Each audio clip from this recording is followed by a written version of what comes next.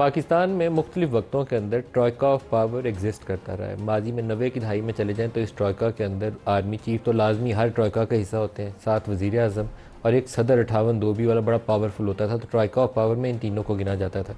Judiciary और establishment या military establishment कह लें, इनका आपस में गठजोड़ होता था। किसी भी वज़ीर आज़म को गिराने में 58 2B अगर सदर इस्तेमाल करता था तो वो पल्ला और भारी हो जाता था और वज़ीर आज़म को उठा के बाहर फेंक देना आसान हो जाता था।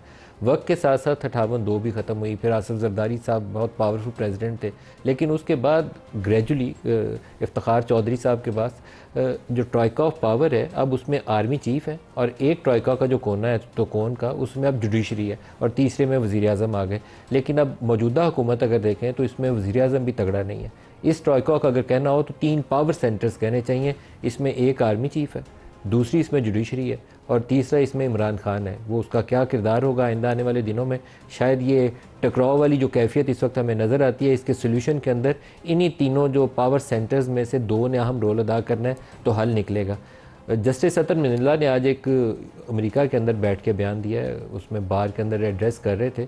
तो वो शिकायत जो इस्लामाबाद हाई कोर्ट के जजेस तहरीरी तौर पर सुप्रीम कोर्ट को शिकायत के तौर पर बता रहे हैं कि हमारी वीडियो रिकॉर्डिंग्स हुई या टेप हुई या मेरा पर्सनल डाटा बाबर सत्तार साहब ने कहा कि वो लीक हो गया, सोशल मीडिया पे डाल दिया गया।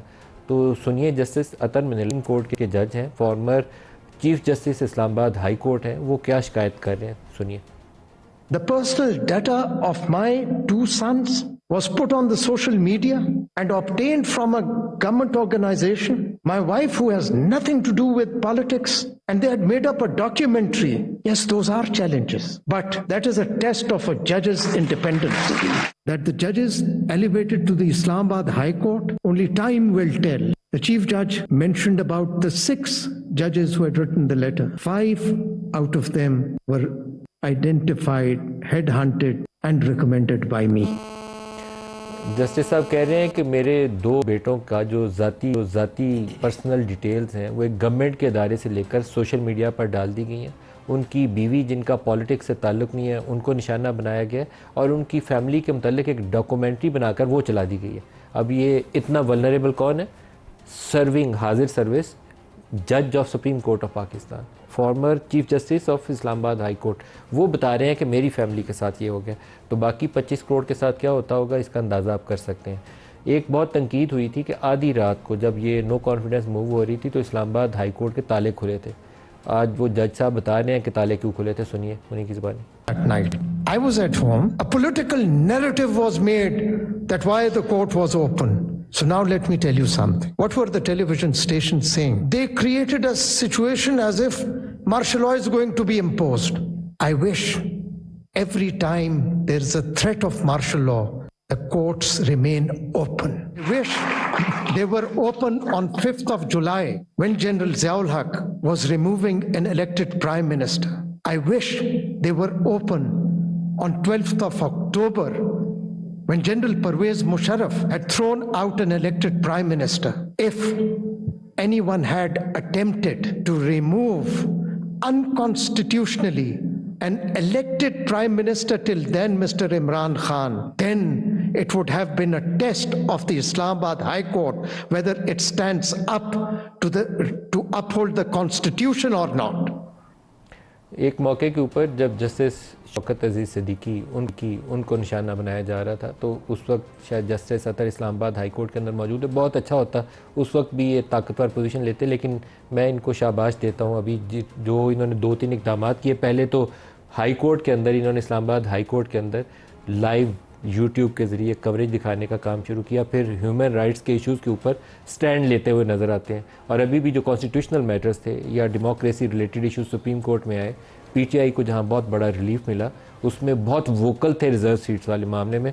तो इसमें वेरी वेल डन कहना चाहिए जस्टिस अतर मिनल्ला को और उन जजेस को जो हक़ की खातिर बोलते हैं। उसको नहीं कहना चाहिए जो हक़ के मौके के ऊपर अपना सर झुका ले या झूठ बोले। एक कैप्टन सफ्दर साहब ने बयान आज दिया है और कमाल का बयान दिया। उनका बयान कहता है कि उनके अल्फाज का चुनाव जो है वो बहुत ख़तरनाक है। वो कहते हैं कि फ़ौज ने गोडों को हाथ लगाए हैं नवाज़ शरीफ के और फिर वो पाकिस्तान वापस आए हैं। ये आम तौर पर तासुर तो ये पहले से मौजूद है, बल्कि तासुर क्या कहना चाहिए, इस्लामाबाद के तकरीबन जितने पावरफुल हल्के हैं सियासी हल्के, सबको मालूम है कि नवाज़ शरीफ की वापसी से पहले उनका इस्टेब्लिशमेंट के साथ रवाबत उस्तवार हो गए थे और इतने अच्छे उस्तवार हुए थे कि जिस तरह ख़राबी थी ना, जिस तरीके से उनको पनिश किया गया था, वो भी एक नामुनासिब अनफॉर्चुनेट तरीका था कि सिटिंग प्राइम मिनिस्टर को एक लॉ को तोड़ मरोड़ के जिधर से नाक मोम की मरोड़ी जा सकती थी मरोड़ी और डिसक्वालीफाई करके नवाज शरीफ को घर भेज दिया। इसी तरह उनकी वापसी का जो अमल था ना, वो भी लॉ को तोड़ के, क्योंकि उस वक्त उनको असूली तौर पर जेल में जाना था, जेल से आके ज़मानत अप्लाई करनी थी, फिर इस्लामाबाद हाई कोर्ट उनकी ज़मानत मंजूर करती, फिर वो एक फ्री सिटीज़न के तौर पर जलसे से खिताब कर सकते थे। लेकिन जिस तरह उनको वीआईपी ट्रीटमेंट मिला वो भी अनप्रेसिडेंटेड था। तो कैप्टन सफदर उसका कुछ अहवाल सुना रहे हैं, सुनिए उन्हीं की ज़ुबानी। जियां फौज तुम घोड़े पकड़े ना जो कि लंदन में जा ना बाबा मोड़ पाकिस्तान रोड दे लगे, इमरान के हाथों पाकिस्तान तबाह हो रहा है। नवाज शरीफ साहब आप आए, फिर नवाज शरीफ आया, फिर इलेक्शन कमीशन इन्होंने गलत इलेक्शन करवाया, हमारा मुल्क तोड़ के रख दिया। रिटायर्ड लोगों का क्या काम है इलेक्शन कमीशन में? सर्विंग लोग बिठा लो, कल किसी जवाब दे। इन रिटायर्ड जजों को, ब्यूरोक्रेट्स को इलेक्शन कमीशन में नहीं बैठा होना चाहिए। इलेक्शन में धांधली करवाते हैं ये लोग। कैप्टन सफदर साहब कह रहे हैं रिटायर्ड जज इलेक्शन में क्यों बैठे हुए इलेक्शन कमीशन में, ये लोग धांधली करवाते हैं, इन्होंने मुल्क तोड़ दिया। और इनकी अपनी हुकूमत ने ट्रिब्यूनल्स के अंदर सर्विंग जजेस के साथ रिटायर्ड जज लगाने के लिए लॉ को अमेंड किया है, क्योंकि बाज़ जजेस जो थे, जैसे जस्टिस जहांगीरी हैं इस्लामाबाद हाई कोर्ट के, उनका फैसला जिस तरफ जा रहा था इनको पसंद नहीं था, इन्होंने प्रोविजन डाल दिया लॉ के अंदर रिटायर्ड जज डालो। तो कैप्टन सफदर साहब अपनी हुकूमत की पहले गोशमाली करिए। आज हमारे साथ जो प्रोग्राम में शुरका है मुस्तफ़ा नवाज़ खोखर साहब, सीनियर सियासतदान है, और आतिफ खान साहब, रहनुमाए पाकिस्तान तहरीक इंसाफ से, दोनों को खुशामदीद कहते हैं। मुस्तफ़ा साहब, ये जो जस्टिस अतर ने शिकायत के अभी हम बाहर लगाए हैं, ये वो शिकायत हैं जो इस्लामाबाद हाई कोर्ट से हम पहले सुन चुके हैं, अब सुप्रीम कोर्ट के एक जज से वो शिकायत आई है। बड़ी अफसोसनाक बात है मलिक साहब के पहले ही हमारे लिए क्या कम था जो इस्लामाबाद हाई कोर्ट के जज साहिबान ने कहा कि अगर सिटिंग हाई कोर्ट के जजेस उनके ब्रदर इन लॉज को किडनैप करके करंट लगाए जाते हैं, अगर उनकी फैमिली की डिटेल्स लीक की जाती हैं, अगर उनके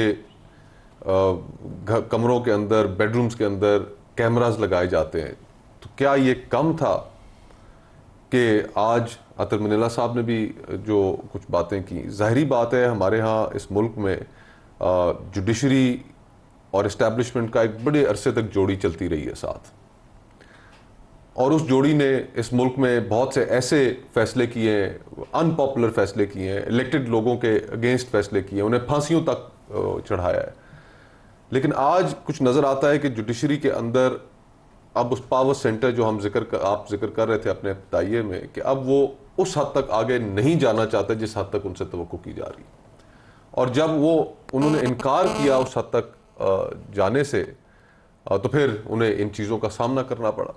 देखिए, अभी जो माजी करीब के जितने वज़ीर आज़म हैं, या वो जेल गए हैं, या उन्होंने मुकदमात का सामना किया, या वो एग्ज़ाइल हुए हैं पाकिस्तान से, तो ये एक्सेप्टेबल तो सूरत हाल नहीं है। और मेरे ख्याल से अब जुडिशरी के अंदर भी एक रियलाइजेशन है कि हम इस्टेब्लिशमेंट के हाथों इस्तेमाल होकर जो हमने कॉन्ट्रोवर्शियल फैसले दिए कि उनकी वजह से माशरे के अंदर पोलराइजेशन बढ़ी है।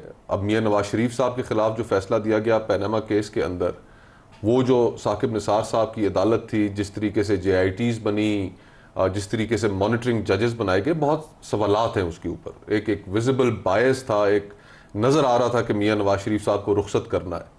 और फिर उसी तरह बाद में, उससे पहले भी हमने इफ्तिखार चौधरी साहब जुडिशल एक्टिविज्म के नाम पर उन्होंने यूसुफ रजा गिलानी साहब को फारग किया। पीपल्स पार्टी को तोड़ने का काम इफ्तिखार चौधरी साहब ने किया था और नून लीग को तोड़ने का काम साकिब निसार साहब ने जी। किया। और फिर उसके बाद हमने देखा कि जब इनकी हुकूमत तहरीक इंसाफ की रुखसत हुई तो उस वक्त इनकी तरफ से बातें सामने आना शुरू हो गई। आज पाकिस्तान का जो निज़ाम इंसाफ है वो दुनिया की रैंकिंग्स में आखिरी नंबरों पर है। ना हम लोगों को इंसाफ दे पा रहे, ना इस मुल्क के अंदर हम जो सियासतदानों और जो कॉन्स्टिट्यूशनल आइनी झगड़े हैं उनको ख़त्म कर पा रहे। अंदर अदालतों के अंदर ग्रुपिंग्स हैं, जो वहाँ पर जज साहिबान के ग्रुप्स बने हुए। तो अब ये सारा सिलसिला ख़त्म होना चाहिए। और मेरे ख्याल से अगर हम सिर्फ हमारी जो एक रूल बुक है उस रूल बुक के ऊपर अमल करना शुरू कर दें, जो कॉन्स्टिट्यूशन है, बगैर किसी इन्फ्लुएंस के, बगैर इस्टेब्लिशमेंट के इन्फ्लुएंस के, तो हमारे मामला ठीक हो सकते हैं।